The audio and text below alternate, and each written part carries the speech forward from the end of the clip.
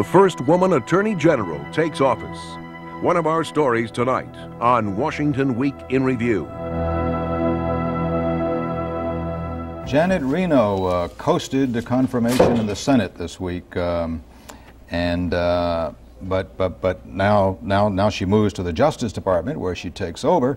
Obviously, Julie, that's going to be the rough part of the job. Well, first of all, a couple of things are important for this week, Paul. Finally, Bill Clinton closed the circle on filling that last empty chair in his cabinet. And I think that was really important. We've been through this before, and we've talked around this table before about how difficult it has been for him to get that post at Justice taken care of. And if the first confirmation hearings was characterized by controversy, by an uptight Senate Judiciary Committee, by tortured questions about nannies and babysitting, what we saw on Capitol Hill this week was just absolutely the opposite. Carol Moseley Braun called it a veritable love feast. Senator from Illinois. The senator from Illinois. Janet Reno herself won a unanimous vote from the Senate Judiciary Committee before she went on to get a 98-0 vote of support from the full Senate. And then what happened? She went almost immediately smack dab into a full plate of issues waiting for her as soon as she emerged from her swearing-in ceremony this morning, not the least of which was a shooting at a women's health clinic in Pensacola, Florida, that immediately brought the Congressional Women's Caucus into the White House, meeting with Bill Clinton, re-elevating the issue of abortion, and putting a lot of legal minds together to think, where do we go from here on this? And to try to provide greater protection for these clinics. Well, not only to provide greater protection, but to see, should there be an enhanced federal role? Should the FBI be, looking into some of these incidents in a way that it has not been, and in a way, quite frankly, it does not have jurisdiction to do right now? But you also have the question of violence that not only in Pensacola, but of course the standoff in Waco that remains, the bombing in the World Trade Center in New York.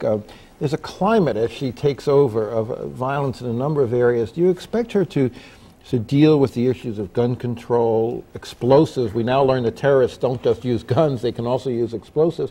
What have we learned about her attitudes on that? Well, I think that, if there was a cool, refreshing breeze that went through the Senate Judiciary Committee this week, again, she was unambiguous. She's tough on crime. She'll not be standing for this outbreak of violence. But at the same time, she wants gun control. She wants to stop this sort of proliferation of semi-automatic weapons on our streets, particularly urban streets. But she is also recognizing that there are other things that have to be looked at, the economic side of poverty, the economic dimensions of crime and crime control, and drugs and incarceration, and even as far as the death penalty. I mean, she really looked at these issues on both sides of them. Julie, that place has been in the charges, you know better than anybody, of Bush people, Republicans, endlessly, and all of a sudden we got the new Attorney General.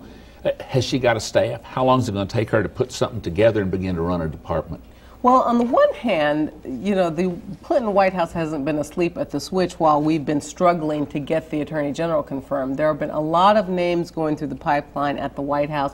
I think, quite frankly, they already have the Deputy Attorney General, probably going to be a local Washington lawyer named Charles Ruff, and the associate, if not the Associate Attorney General in line, the Solicitor General, and most people think right now it will be a Yale law professor named Drew Days for Solicitor General. So there are some people in place, but also she is a very experienced prosecutor from Dade County, Florida, the county that encompasses Miami. There are going to be people she wants to bring in, and she wants to move forward. She has hit the ground running this morning, both on the abortion shooting as well as willing to take on questions about racial justice with the Rodney King testimony that's been going on this week in Los Angeles.